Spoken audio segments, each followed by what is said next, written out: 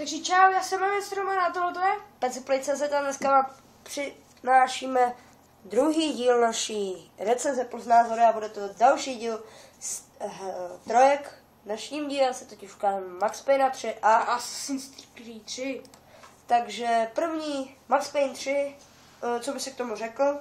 Takže je to asi jasný, že tady ten díl si podal Rockstar a povedlo se jim to.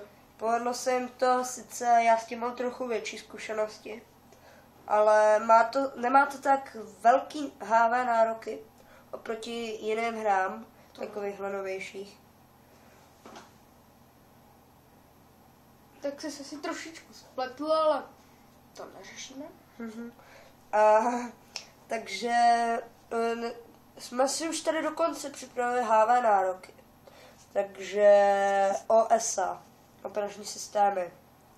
Windows 7, 32 nebo 64 Respect, Windows Vista, Windows XP, tak a CPU, Intel Dual Core, i7, 2,4 GHz, nebo taky můžete mít i7, 3,6. 3,6, Nebo 4,1. Ramky 2 až 16, grafická karta Nvidia 8600 GT, 512 MB VRAM, Nvidia GeForce GT, blablabla. To není důležitý. Zvuková karta 100% DirectX, 9 kompatibilní DirectX, 9 kompatibilní s podporou Dolby Digital Live a místo na disku 37. Kámo, ty vždycky všechno čteš, úplně všechno musíš. To je jasný, ne? Tak přišli teďka z Assassina. Takže co bychom řekli ještě k Assassinovi? Počkej, spíš k Max Payneovi, ne? No. My jsme přečetli jenom HV nároky, to je taky trošku blbost. A jenom přečetli. My jakože nic o tom víme, my to je prostě jenom přečetli z netu. Jinak to čteme na stránkách game.cz. game.cz A jinak platformy Xbox 360, PlayStation 3 a PC. Ale na PC všechno se teďka odflakuje, protože na PC, když vyjde hra, tak to každý stáhne a nekoupí si to třeba jako na Xbox nebo na PS3.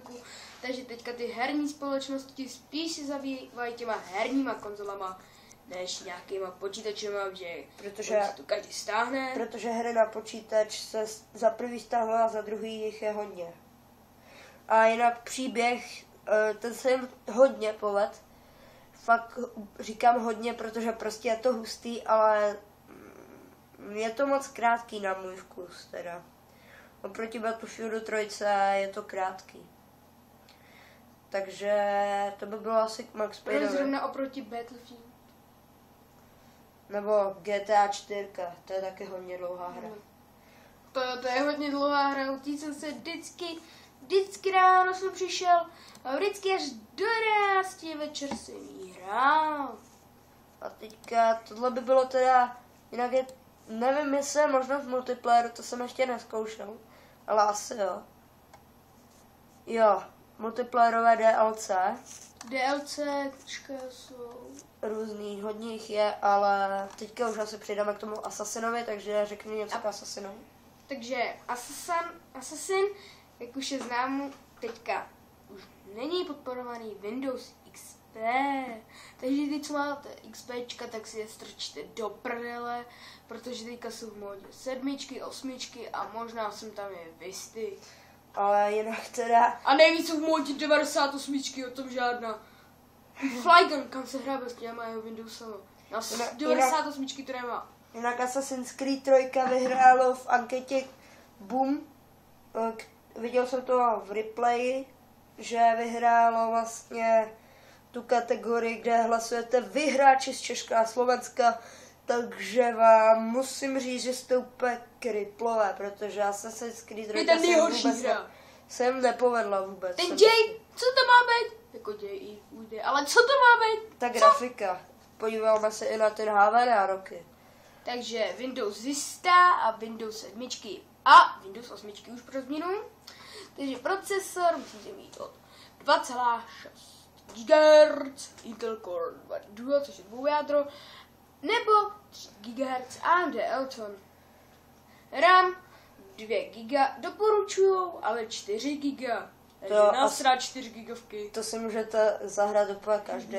I já. Já jsem to hrál na mém starém kompu, měl jsem 2 GB, úplně nějakou posranou grafiku 256 MB a hrál jsem to naplno.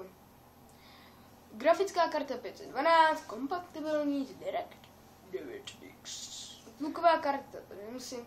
Místo na pevném disku. Musím mít asi. 17 GB.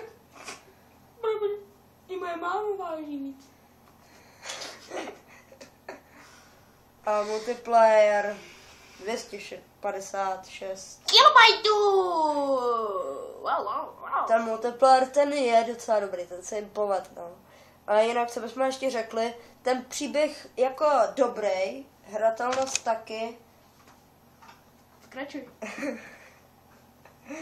Hratel... Co masíš to péru toho počítače? Neopírej se o to ruku, ti říkám. Protože masíš to péru. Já tě vidím, ty prase. Jestli se vyskříkneš na monitor, jestli se na něj vystříkneš, jako já ti ale rozbiju hubu. Nemasíš to péru. A neopírej se o to. No protože jsi to schoval do těch Jseš moc gatí. mladý na to, aby si u kompu pil vodku. No protože jsi to schoval do těch gatí, no nechtěl, abych to přišel a ukázal bych těch bílých čagů. Já tě vidím. No nic. Jinak... Hej, kačka. Mám to jít, jo? Tak co? Au! Sěkej, tam si, že jsi nějaká frérka, nebo co? Ne, sorry, to jsi nemyslel! Nech mě. Ty gripla uchylej. Au, to bolí! Au, ty vole. Viděla tě? Jinak, teda, co bychom řekli k příběhu? Kámo! Co? Já dělám tady monstru! Sorry, ne! Jinak jsme... Počkejte chvíli. Takže... Nestřílej! Čau! Au! Ona mě postřelila! Koukejte! Baby. Vidíte? Aha, počkej, nebo postřelila. Vidíte tady? Kurva. To se má odslyšela. Vypadni! Takže, dejte podporovaný XPčkama, jak už to říká na začátku. Jinak teda, ta hra A tam na vlastně dobrá. klávesničky z vyšší se to nedá hrát, prostě nedá, když máte klávesnice a než aspoň si kupte na gamepad. Ale jinak teda, hratelnost je dobrá, ale ta grafika tam mě teda fakt vytočila.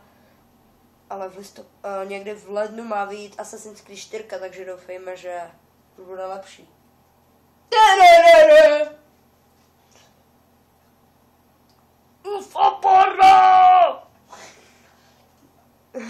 Takže tohle by byly dnešní recenze plus názory.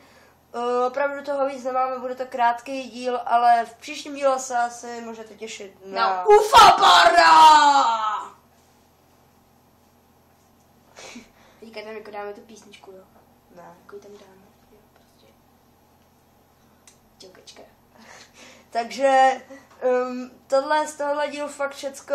Ufapara! Jenom bychom vám chtěli říct, co bude v příštím díle. V příštím díle asi uvidíte... Ufaparna je nejlepší. Bioshock Infinite a Borderlands 2. Takže z tohohle videa všecko. My se s váma loučíme. A ufaparna! Čaute.